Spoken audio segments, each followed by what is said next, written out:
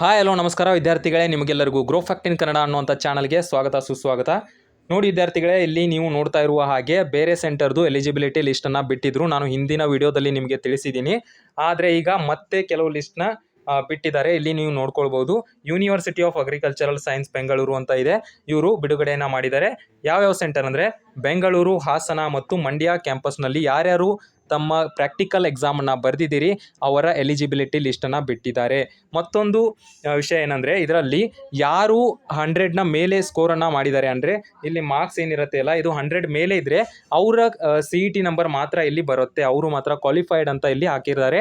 ಅದಕ್ಕಿಂತ ಕಡಿಮೆ ನೀವು ಏನಾದರೂ ಸ್ಕೋರ್ ಮಾಡಿದರೆ ಇಲ್ಲಿ ನಿಮ್ಮದು ಬರೋದಿಲ್ಲ, ಮಾರ್ಕ್ಸ್ ಅವ್ರದ್ದು ತೋರಿಸೋದೇ ಇಲ್ಲ, ಕ್ವಾಲಿಫೈಡ್ ಅಥವಾ ಮಾರ್ಕ್ಸೇ ತೋರಿಸೋದಿಲ್ಲ ಅಂತ ಹೇಳ್ತೀನಿ.